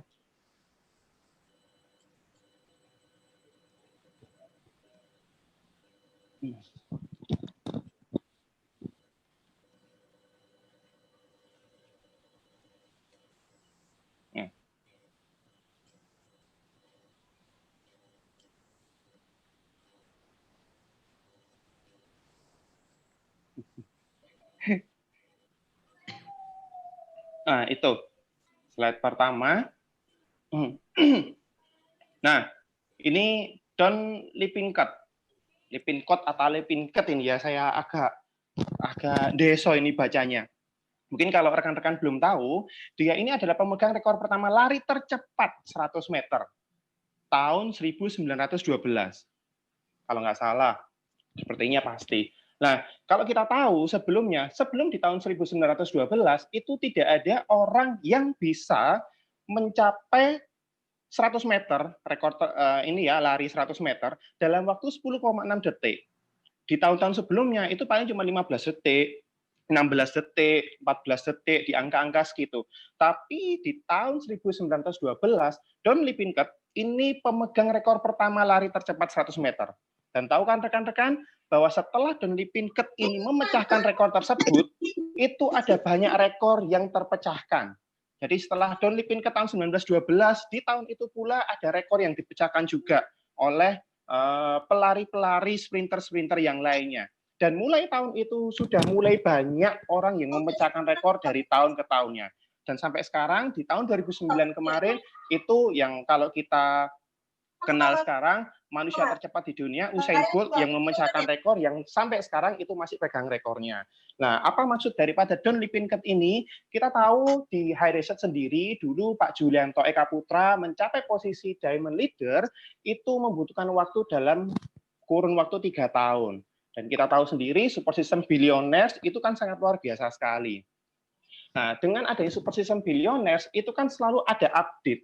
Selalu ada update ini, itu, dan lain-lain. Dan selalu melakukan suatu perubahan. Dengan adanya perubahan zaman juga. Nah, kalau rekan-rekan yang mungkin rekan-rekan ada yang mungkin pernah ingat setelah Pak Julianto itu memecahkan setelah Pak Julianto itu diamondnya 3 tahun, ada rekor-rekor yang terbaru itu yang dipecahkan. Seperti dulu ada yang 1 tahun udah diamond, muncul lagi 1 bulan udah diamond, dan beberapa bulan lalu itu kita tahu bahwa Yohana itu memecahkan rekor 3 hari itu sudah diamond. Sama seperti Don Lippincott. Dulu tidak ada orang yang memecahkan rekor jarak lari 100 meter dengan pemecahan rekor 10 sekian detik. Tapi setelah Don Lippincott ini memecahkan rekor tersebut, rekor-rekor terbaru itu selalu dipecahkan. Sama seperti saat ini, kita tahu sudah ada orang yang memecahkan rekor 3 hari udah diamond. Karena apa? Ya karena digital itu tadi. Karena support system kita yang sudah luar biasa. Karena yang namanya support system itu kan selalu ada update. Ibarat kalau handphone kita ini Android atau iOS itu tidak pernah update, ya pasti handphonenya akan lemot. Kalau udah lemot ya pasti dibuang atau lem biru, beli baru. Nah, sama halnya dengan Billionaires ini, kita sudah ada support system yang luar biasa, yang di mana saat ini kita ada banyak sekali disuguhkan materi-materi, disuguhkan tentang training-training, disuguhkan tentang konten-konten yang luar biasa, yang bisa membuat kita untuk bisa menumbuhkan percepatan daripada aset kita tadi itu. Nah, terus kalau kita lihat yang namanya perubahan, ada banyak perusahaan-perusahaan di luar itu juga melakukan yang namanya perubahan. Kalau rekan-rekan tahu, yang namanya perusahaan Martha Tiliar, itu sekarang jualan hand sanitizer. Martha Tiliar jualan hand sanitizer. Karena kalau nggak gitu, kalau dia nggak melakukan perubahan, ya dia sendiri pasti akan mati. Itu. Terus perusahaannya si Gurita Raksasa, Sandiaga Uno, Saratoga Group, dia pun juga melakukan perubahan juga. Dia mengatakan dari sekian usahanya, dari sekian unit usahanya dia, 80-90% itu mengalami penurunan. Karena terdampak COVID ini. Nah, syukurnya kita di High Reset itu malah mengalami peningkatan. Lalu peningkatan apa sih yang harus kita perlukan dalam menghadapi era digital ini? Dalam kita memasuki era digital, khususnya kita di High Reset ini, apa yang perlu kita perlukan dalam menghadapi era digital ini? Yang pertama itu mental. Percuma kita punya konten banyak, percuma kita belajar Zoom, percuma kita belajar via YouTube, percuma kita belajar BSM-nya Pak Julianto, percuma kita belajar via Diamond Above Meeting-nya Pak Julianto. Tapi kalau mental kita itu mentalnya masih mental, mental tempe. Kita masih mikir ini, itu, dan lain, dan masih ada mental blocking. Yang pertama itu harus mental. Dari semua digipreneur yang ada, yang sampai sekarang ini sudah sukses, itu passwordnya cuma 1, mental. Ketika mental kita udah siap, teknis itu urusan belakangan. Kalau mental kita udah siap, teknis itu urusan belakangan. Baru setelah itu kita lakukan yang lainnya. Nah, next slide. Nah, setelah itu, kita kan pastinya kan nanti akan belajar yang namanya teknik-teknik ini, itu, dan lain-lain. Belajar dari meeting-meeting Zoom, belajar dari YouTube, dan lain-lain. Nah, ini, kita tahu ilmunya, tahu caranya. Nggak langsung action, pasti bisa sukses. Pasti. Tapi ya itu, next slide-nya kok. Tapi bohong. Kita udah tahu ilmunya, kita tahu caranya, tapi kita nggak langsung action, ya sama aja, tapi bohong. Kita pasti sukses, tapi bohong. Apa maksudnya ya? Kalau kita udah mentalnya udah siap, kita udah tahu tekniknya, kita udah tahu ini itu dan segala macam, ya langsung action.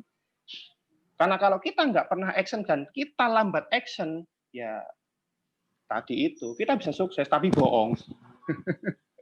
Sama seperti saya, rekan-rekan, saya ini ID ketiga saya. Dulu 2005 join, terus habis itu aktif dan lain-lain, terus akhirnya saya nggak aktif lagi, 2011 join lagi terus nggak aktif, 2016 itu saya join, sempat ngikuti JOS pertama kali diadakan. Waktu itu di Pacet kalau di Trawas atau di Tretes itu ya saya lupa, di UTC. Di UTC itu kan syarat dari JOS 1 ke JOS 2 kan mungkin kalau ada rekan-rekan yang ingat kan cuman manajer. Saya itu diajakin sama Pak Adi, ayo manajer. Dari 2016 itu loh, saya untuk mencapai manajer itu loh, nggak pernah bisa. Ya karena apa? Ya karena nggak ada action. Baru setelah tahun 2019 awal, saya ngikutin ini tuh dan lain-lain, ya karena kebutuhan juga, saya akhirnya aktif juga, saya sadar, kenapa kok saya harus aktif, akhirnya saya aktif benar-benar secara profesional, nggak sampai 1 bulan udah bisa manajer. Itu intinya apa ya, kalau kita udah mental kita siap, kita udah tahu tekniknya, ya kita udah langsung action. Jangan sampai kita nunggu ini tekniknya dulu, ini itu, belajar dulu di sini itu dan lain-lain, belajar via Zoom, dengerin YouTube, nanti ini itu dan lain-lain baru action. Ya take action langsung, jangan nunggu lama-lama. Keburu nanti Harvest Festivalnya diambil sama orang lain. Udah seperti itu sih Pak Adi.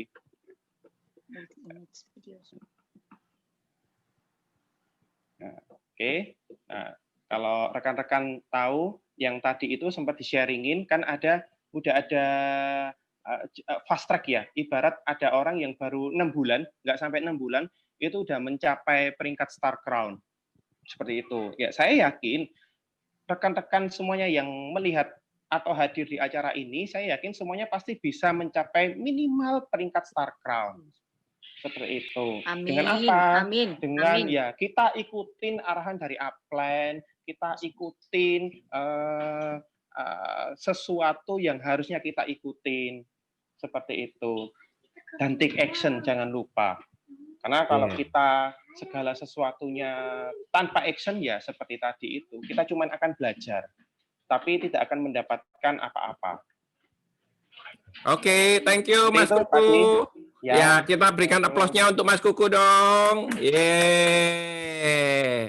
Ya, saya boleh summary-kan ya guys ya. Mudah-mudahan slide saya yang memberikan summary dari awal tadi sampai di akhir acara, ya, siapa tahu bisa memberikan inspirasi untuk rekan-rekan semuanya. Ya, sebentar saya slide-nya.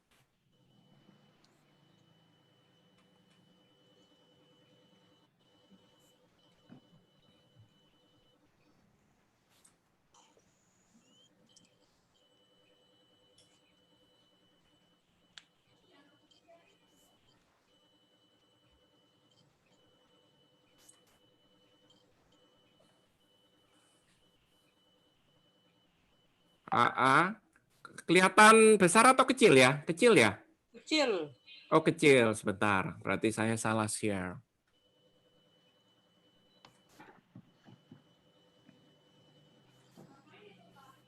Nah, kalau gini besar apa kecil? Besar. Oke. Ya. Oke, izinkan pada sesi terakhir ini, ya sebelum sesi nanti pengundian 35 buku, guys. Ya. Itu yang dinantikan itu. Ya, jadi jangan tinggalkan tempat, di mana mudah-mudahan hari ini merupakan hari kelahiran kita bersama. Kelahiran. Amin. Kenapa sih kok disebut dengan kelahiran kita bersama? Yuk kita lihat sama-sama. Bentar, saya. Oke, nah kelahiran sama halnya dengan Pancasila yang setiap tahun kita peringati kelahirannya, Demikian halnya dengan kondisi saat ini, kondisi yang new normal, berarti kan lahir dari kondisi normal. Awal dari normal, kenapa kok disebut saat ini new normal? Berarti kan itu lahir kembali, guys. Ya, lahir kembali. Nah, lahir kembali apanya? Ayo kita sama-sama lihat lahir kembali. Nah, guys, kalau Anda lihat gambar ini, apa yang ada di benak Anda semuanya, rekan-rekan? Ada yang ini chatting aja, ya. Anda bisa ungkapkan ide Anda di dalam dunia bisnis kita network marketing. Apa yang kita bisa lihat kalau kita lihat gambar berikut ini, guys? Ya, silakan di komen nih, ya. Oke, guys, kita melaju ke slide berikutnya. Kalau kita berbicara tentang network marketing, ya, kita bicara building asset, guys. Kita membangun aset. Nah, pertanyaannya adalah kalau kita mau building aset itu tadi, yang kita bangun apa kira-kira? Network marketing sama dengan kita akan membangun aset manusia atau human asset itu tadi. Yang namanya network, yang namanya jaringan, kan isinya adalah human. Betul apa betul? Iya. Jadi network marketing itu adalah kita bukan bisnis produk. Itu perlu rekan-rekan garis bawahi. Bahwa network marketing bukan bisnis produk. Tapi apa? Human business. Kenapa kok human business, guys? Yaitu tadi sempat saya sharingkan di awal, baru namanya jaringan, isinya jaringan itu kan pasti manusia.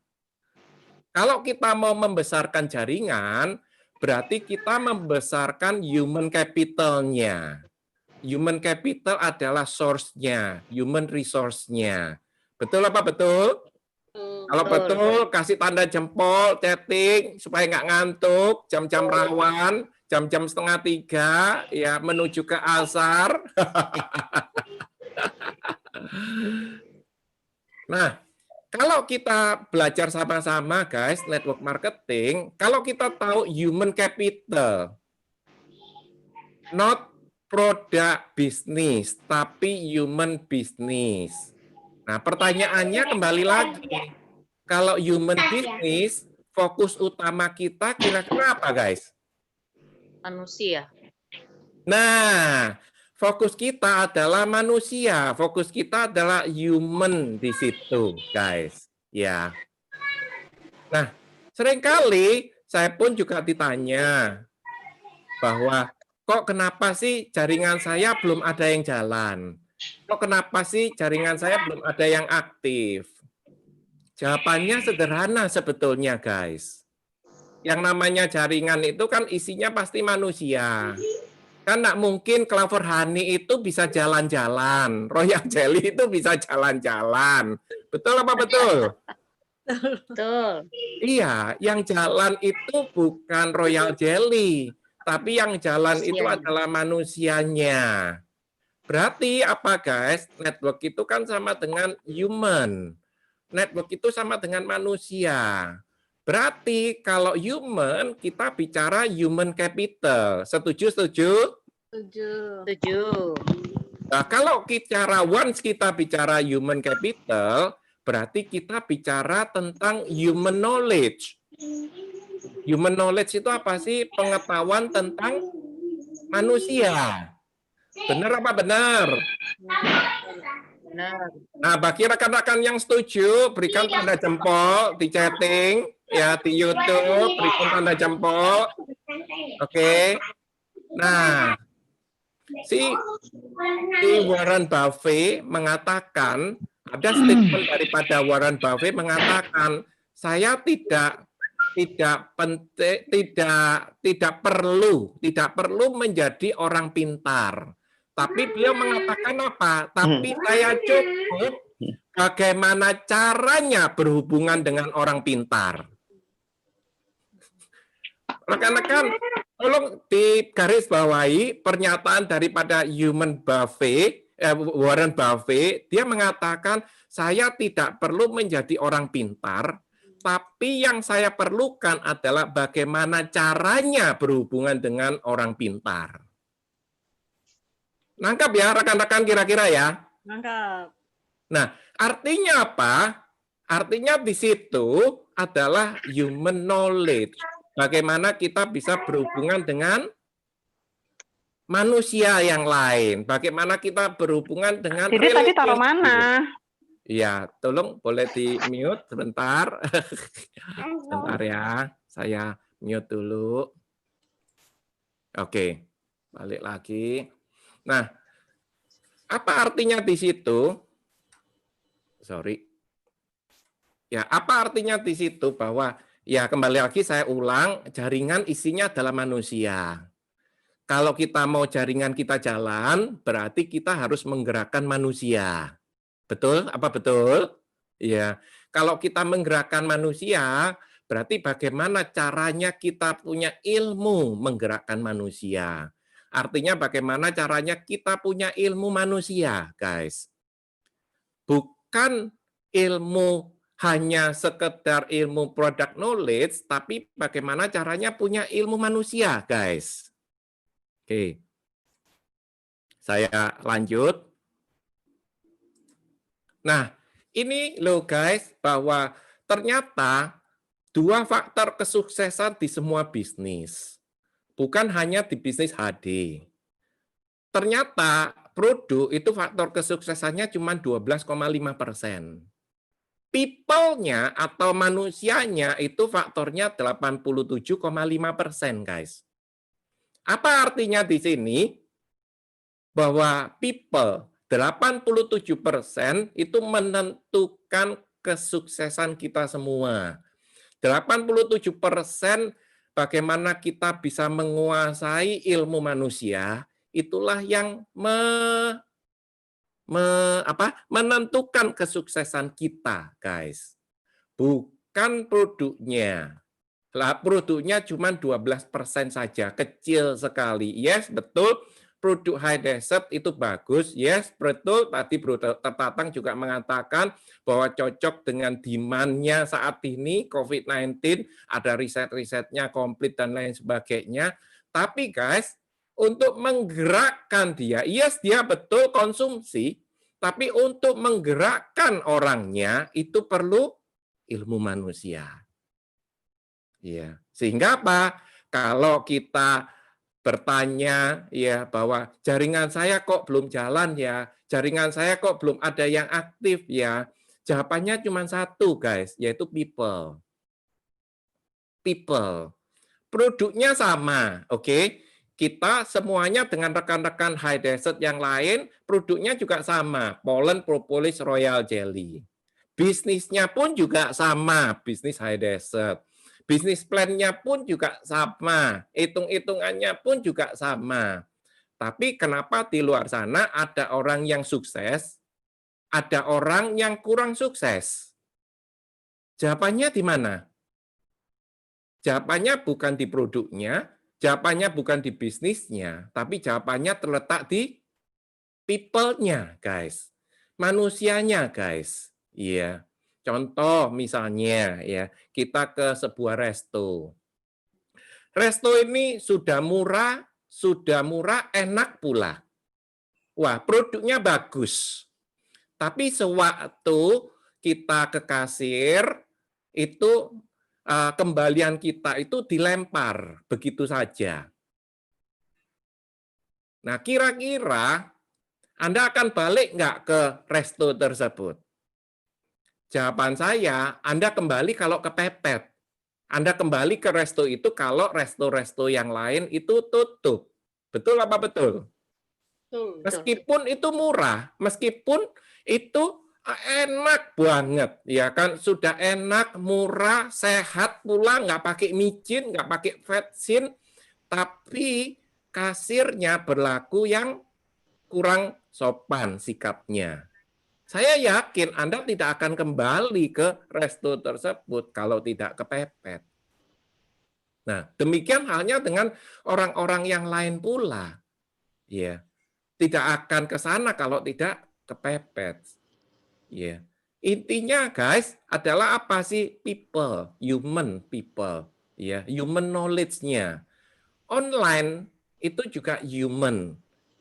Online itu adalah yang online itu kan ada infrastrukturnya. Seperti tadi Bro Tatang pun juga mengatakan, ya, tadi pun juga Bu Sati pun juga mengatakan, ya, kita lupa apa sih? Wah, dengan adanya digital kita broadcast, ya kan kita ini dan lain sebagainya. Yang penting broadcast aja, yang penting send aja, yang penting bikin status saja. Tapi rekan-rekan, kita adalah berhubungan dengan manusia. Manusia itu perlu sentuhan, manusia itu perlu personal touch, yaitu kita telepon dia. Bukan hanya di WA, di Japri saja, ya, bukan hanya cuman di share aja, di forward aja, tapi human. Kembali lagi ke human knowledge-nya, guys, ya. Nah, saya lanjut ke slide berikutnya. Nah, kenapa sih customer pergi? Anda lihat di sana semuanya 1% meninggal, 3%-nya pindah tempat atau pindah rumah, 5%-nya itu pengaruh dari teman. 9% ada penawaran yang lain, 14% itu tidak puas dengan produk. Dan ternyata 68% customer itu meninggalkan kita karena sikap kita, sikap dari pemiliknya. Ya. Bukan karena produknya. Yes, produknya hanya 14%, tapi yang memegang peranan besar mayoritas adalah 68%, guys. Ya. That's why human, meskipun kondisi digital, meskipun kita doing bisnis secara digital, tetap human touch, bagaimana kita punya ilmu manusia, itu tetap number one. Artinya tetap kita pegang meskipun dunia online di situ, guys.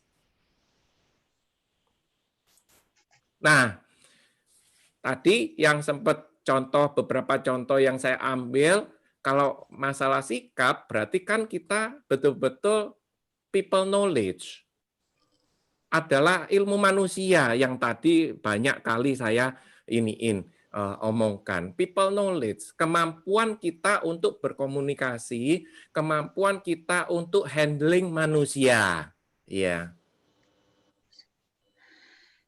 Oke, nah pasti rekan-rekan akan menghadapi kesulitan closing orang, kesulitan menggerakkan orang, dan lain sebagainya. Tadi udah sempat saya singgung, ya. Produknya sama, bisnisnya sama. Kenapa orang bisa, kita belum bisa? Berarti kita perlu belajar ilmu manusia, ya.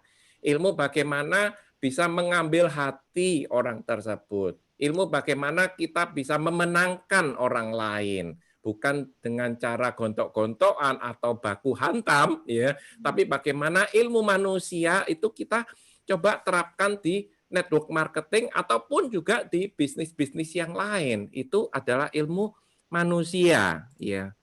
Nah, ini di sini saya sedikit gambarkan diagram. Kalau kita mau income besar, kita punya jaringan besar. Betul apa betul, guys? Nah, kalau kita punya jaringan yang besar, berarti kan berawal dari jaringan kecil. Nah, jaringan kecil dari mana? Dari satu downline.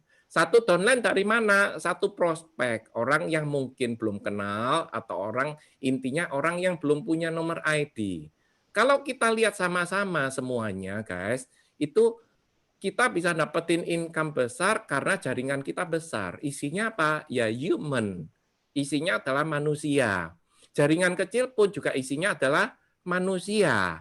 Ya. Satu downline pun juga manusia juga. Prospek pun juga adalah manusia. Berarti kesimpulannya apa? Yaitu kembali lagi ke ilmu manusia. Ya. Harus bisa menyenangi semua manusia. Meskipun orang itu menjengkelkan sekalipun, ya, meskipun orang itu betul-betul istilahnya apa ya, kalau orang Jawa ngomong itu mencekno. Mencekno itu adalah menjengkelkan orang, ya. Tapi kembali lagi guys, ya, ilmu manusia harus menyenangi manusia. Kan nggak mungkin kan, rekan-rekan, kita itu menyenangi komputer. Ya, suka nggak suka, jawabannya apa? Kalau kita mau sukses adalah ilmu manusia. Contoh nih. Ya, kita awal jadi teknisi komputer. Kita berhubungan dengan komputer. Kita memperbaiki komputer yang rusak. Nah, ada dua orang tipe orang. Satu itu dia memperbaiki komputer, terus dia ngomong gini, ya. Ini ya kan konsumen rewelnya minta ampun, ya kan. Sudah mau ini, mau itu, ini dan lain sebagainya. Udahlah, saya nggak mau nanganin dia lagi. Oke, ya itu tipe yang pertama. Tipe yang kedua juga sama-sama teknisi komputer, guys. Tapi serewel-rewelnya apapun, ya dia layani rewelnya konsumen tersebut. Artinya apa, guys? Ya berarti kan dia berhubungan, bukan hanya berhubungan. Kalau yang tipe yang pertama berarti kan dia tidak mau berhubungan dengan manusia. Dalam tanda kutip. Dia lebih suka berhubungan dengan komputer. Karena komputer kan nggak bisa protes, nggak bisa rewel, nggak bisa ngomel. Kalau manusia itu kan ngomel di situ, maunya banyak. Nah guys, kira-kira guys, kalau di karir, ya kita kerja ikut orang karir, mulai dari awal karyawan biasa. Orang yang tipe yang pertama, apakah bisa naik sebagai seorang supervisor? Apakah bisa naik sebagai seorang manajer? Atau bahkan sebagai seorang direktur? Emangnya seorang direktur itu jadi teknisi komputer kah? Apakah seorang direktur itu setiap hari itu berhadapan dengan kutak-kutik reparasi komputer kah? Jawabannya kan tidak. Dia pasti berhubungan dengan manusia. Loh, level semakin tinggi, berarti kan kita berhubungan dengan manusia semakin banyak. Sama halnya dengan bisnis kita. Manajer kita punya 3 rekanan. Begitu naik diamond, itu kita minimal punya 20 rekanan. 20 rekanan pasti rewelnya pun juga 20 macam. Betul apa betul? Betul. Kalau kita manajer doang, ya kita rewelnya 3 orang. Nah, kalau kita itu sudah tadi paham tentang ilmu manusia, nah kalau kita mau naik, contoh nih, ya kan, kita manajer, mohon maaf, ya kan, kita manajer 3 orang, kita rewel. Ya, rewel orang-orang itu kita tidak mau menanganinnya. Artinya kerewelan mereka, maunya mereka, segala macam. Ya, akhirnya kita dalam hati kita itu ngomong, aduh kok rewel banget sih. Nah, pertanyaan saya, kalau seperti itu, apakah kita bisa naik ke peringkat berikutnya, yaitu posisi diamond leader, ataupun posisi yang lainnya, di mana posisi yang lainnya otomatis 20 kepala rewel. Betul apa betul? Betul. Posisi yang lainnya pun juga banyak lagi. Iya.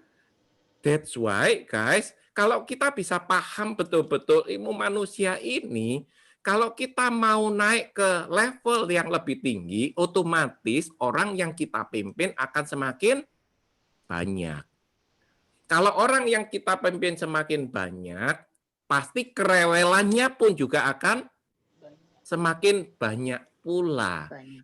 Iya kan? Kita tidak bisa mengatakan bahwa ini orang ini rewel seperti itu. Ya, itulah manusia. Kalau kita ibaratnya tidak mau kerewelan dengan manusia, berarti kita setiap harinya berhubungan dengan benda mati. Betul apa betul sih? Betul. Dulu saya, kan background saya itu adalah teknik elektro. Saya pikir dulu itu saya orang yang introvert, jadi di belakang layar sudah ngerjain teknisi. ngerjain teknisi berarti kan berhubungan dengan alat-alat elektronik. Tidak berhubungan dengan manusia. Enak kan? Tidak berhubungan dengan manusia. Tidak banyak kerewelan-kerewelan yang terjadi. Kalau saya berpikiran seperti itu, pertanyaan saya, apakah kita bisa naik ke level yang lebih tinggi? Jawabannya tidak. Apakah kita bisa naik ke manajer atau ke direktur kalau kita kerja ikut orang? Itu jawabannya tentu tidak. Iya. That's why itu tadi yang terakhir itu tertulis suka tidak suka. Kalau mau sukses jawabannya adalah ilmu manusia. Untuk itulah guys, rekan-rekan, kalau Anda itu diajak untuk meeting sama upline Anda, diajak untuk training untuk upline Anda, diajak untuk baca buku oleh upline Anda, itu bukan semata-mata yang bagaimana, karena kita mau belajar ilmu manusia. Apa yang kita pelajarin, buku-buku dari billionaires, itu buku-buku tentang how to manage people, bagaimana kita bisa memanage manusia. Ya. Nah, kalau kita slide saya yang terakhir. Nah, kalau kita sudah ngomong human capital, kita ngomong tentang creativity. Kita bukan hanya ngomong tentang knowledge, tapi kita ngomong creativity. Kita bukan hanya ngomong tentang creativity, tapi kita ngomong tentang wisdom. Wisdom itu apa ya bahasa Maduranya ya? Apa ya wisdom ya? Kearifan. Nah, betul ya. Kearifan atau mengalah kalau bahasa sederhananya. Mengalah bukan untuk kalah, ya, tapi kita punya kearifan. Ya. Terus juga ada judgment, ya kan? Penentuan, ada experience, pengalaman, ada training, ada education, ada skill, ada abilities di situ. Iya. Itu jadi satu menjadi human capital, guys. Iya. Oke. Kalau rekan-rekan nanti mau slide saya, monggo silakan nanti Anda acungkan jempol, Anda bisa nanti saya bagikan slide yang sederhana yang saya iniin, guys. Oke, saya kembali lagi, saya pin dulu, oke, ya. Nah, guys, di situ saya coba untuk summary-kan. Bentar. Belum besar ya. Oke. Yes, ya. Saya coba untuk summary-kan dari hari ini, guys. Intinya bahwa human capital. Kita punya jaringan adalah jaringan manusia. Kita punya jaringan adalah bukan, mohon maaf, jaringan benda mati. Berarti yang harus kita kuasai, yang pertama adalah ilmu manusia. Ya. Ilmu produk penting, Pak. Yes, penting. Tapi jauh lebih penting kalau kita bisa menguasai ilmu manusia. Kalau kita bisa menguasai ilmu manusia, guys, Anda akan bisa menguasai atau memimpin orang lain. Tapi kalau Anda cuman mengetahui ilmu produk saja, contoh misalnya Anda mengikuti produk knowledge saja, Anda cuman tahu ilmu bagaimana manfaat produk ini, bagaimana menjual produk ini, guys. Tapi Anda belum sampai level ke bagaimana Anda memimpin orang lain, bagaimana Anda bisa mengarahkan orang lain di situ. Nah, untuk mengarahkan orang lain, untuk memimpin orang lain, itu tidak lain, tidak bukan kita perlu ilmu manusia. Bukan ilmu produk knowledge saja. Bukan ilmu bisnis plan. Yes, betul. Kita harus mempelajarin itu tadi. 5 training dasar yang tadi disebutkan oleh Mas Kuku. Kalau kita mau betul-betul melihat bisnis high desert itu sebuah peluang yang luar biasa dan memang menjadi bisnis model COVID-19 ini, guys. Others people money, OPM, others people money. Kita nggak pakai duit kita sama sekali untuk doing this business. Ya. Tapi guys, kita perlu investasi diri kita. Investasi, kata Tung Desem, TDW mengatakan bahwa investasi leher ke atas. Investasi leher ke atas berarti apa? Investasi pengetahuan. Dengan kita baca buku. Ya.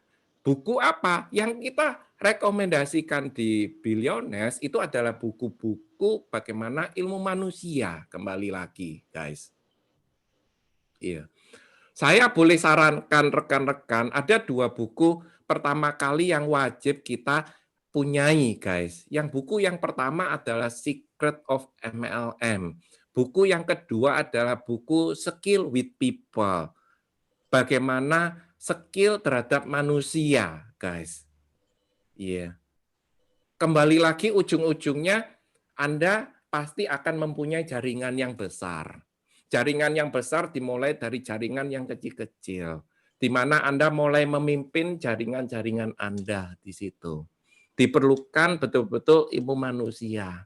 Meskipun mungkin kadangkala, guys, ya, rekanan Anda itu salah, Anda yang benar.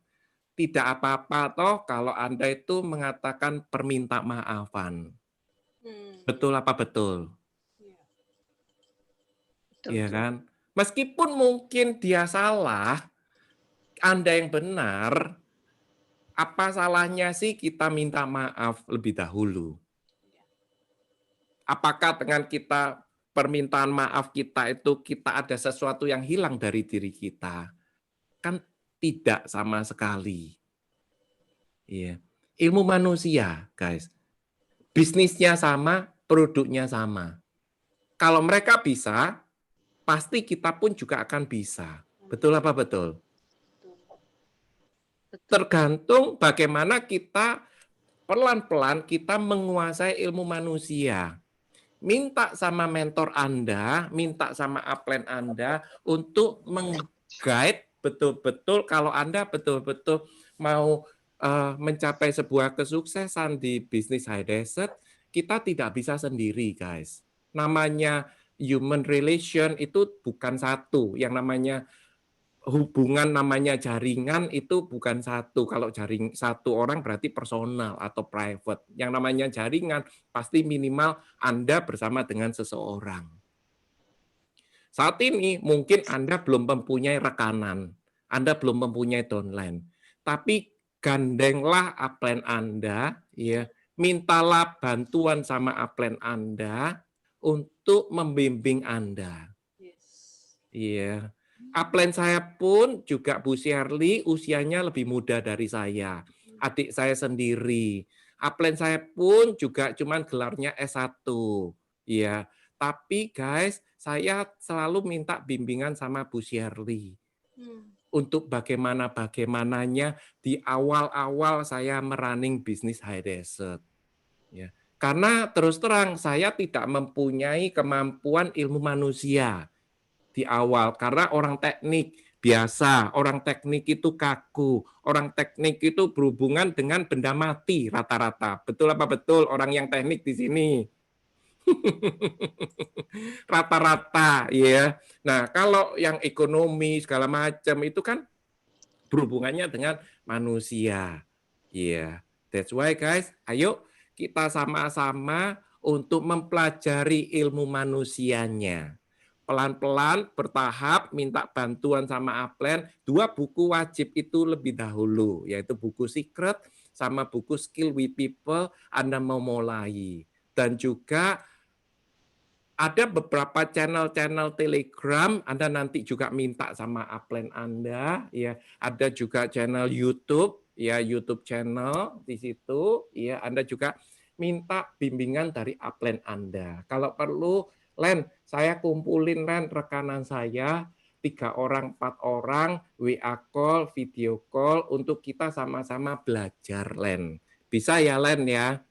Itu guys yang coba kita lakukan, guys. Iya. Yeah. Kira-kira dari sini dulu sebelum kita lanjut ke pengundian. Kalau ada yang mau bertanya, silakan chatting, guys.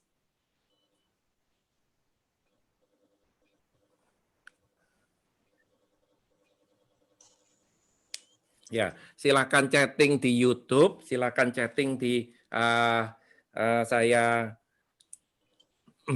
saya tunggu. Ya. Ada pertanyaan dari Pak Adi Firmanto, ya saya bacakan. Kalau semua donen kita sudah mempunyai tujuan yang sama untuk ikut bisnis, mungkin lebih mudah. Yes. Tapi downline yang tujuannya hanya sebagai pemakai saja, itu yang susah. Yes, betul Pak Adi Firmanto. Jadi kita harus menyatukan visi dulu dengan kita melakukan seperti tadi sempat juga di-sharingkan sama Bu Dewi. Bu Dewi itu berasal dari pasien yang pasca stroke. Dia di-follow up oleh Bro Denny sampai akhirnya beliau mau aktif di bisnis ini. Tadi sempat di-sharingkan secara sekilas, ya. Jadi guys, kadangkala tadi yang sempat juga dikatakan oleh Bu Sati, Bro Tatang juga dikatakan, saking kita paniknya beralih dari dunia offline menjadi online, kita membabi buta untuk broadcast ini, broadcast itu, dan lain sebagainya. Ya, yang penting broadcast aja. Padahal, guys, yang kita broadcast itu adalah manusia. Manusia perlu sentuhan. Manusia itu tidak bisa disentuh lewat teknologi. Manusia itu bisa disentuh lewat omongan, lewat percakapan seperti ini, lewat video call, lewat voice call, atau lewat voice note. Kalau ada voice note, itu kan ada intonasinya. Ya. Kalau yang namanya ketikan, itu kan enggak ada nyawanya, guys. Ya. Kalau yang ketikan seperti itu enggak ada nyawanya. Nah, itu yang mungkin kita bisa lakukan untuk bisa kontak mereka. Dan untuk lebih lanjutnya, Pak Adi nanti bisa konsul sama Mas Rian, konsul sama Mas Kuku, atau mungkin nanti kita bisa berbicara 4 orang, 3 orang bersama dengan upline-upline-nya Pak Adi Firmanto. Begitu ya Pak Adi Firmanto ya. Ada yang lain lagi? Ya, kalau nggak ada sampai menunggu pertanyaan, saya kembalikan kepada Bro Kuku untuk memulai.